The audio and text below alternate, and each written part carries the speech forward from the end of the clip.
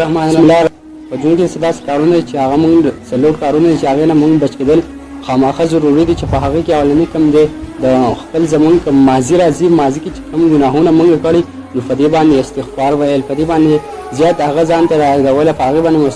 مصبحه کول نو دا پکار وه ځکه چې زمونږ ماضي زمونږ نه هېر کېږي زمونږ د الله تعالی نه هغه نه هېر کېږي په دې وجه باندې چې کله موږ خپله ماضي کوم ګناه کړي نو هغه خو که زمونږ نه هېر وي او که نه وي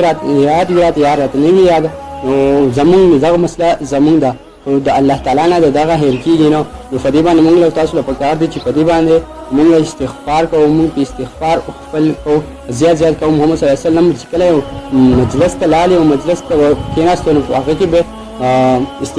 استغفار خامخا وایلو. دویم نمبر چې کوم دی زمونږ د فیوچر په فلینګ کې چې کوم زمونږ فیوچر چې کوم دی په دې کې زمونږ تاسو نه الله تعالی چېرته ناراضه نه شي زمونږ داسې یو فیوچر جوړ شي چې په هغه کې موږ داسې بېایماني وکړو یا داسې څه داسې خبرې سوچ یو ښه دغه کړو الله تعالی خو موږ فرمایي چې انما الاعمال بالنیات موږ چې کوم عملونه وي دا ټول په نیتونو سره دي نو موږ له تاسو له پکار ده چې کله موږ څه کار کوو نو زموږ نیت ټیک وي زموږ چې کوم فیوچر له یو کار کوو یو دغه کوو نو په دې کې موږ تاسو له پکار ده چې په هغه کې موږ هر درېیم نمبر دا چې مؤمن ته د خپل د دې شي یره وي چې هلجل چېرته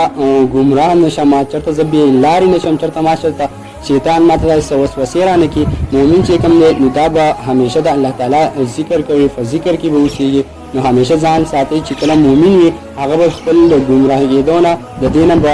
ځان ساتي چې کله زه چېرته ګمراه نه شم او استغفار کوي د الله تعالی نه بخښنه غواړي په دغه وجه باندې مؤمن هم بل چې کوم د زړه دی نو څلورم نمبر زړه دی محمد صلی الله علیه وسلم فرمایل او رسول صلی الله علیه وسلم ارشاد دی چې فرمایلو چې په جسم کې داسې یو ټوکر ده حالانکه هغه که چېرته ټیک وي نو ستاسو به ټول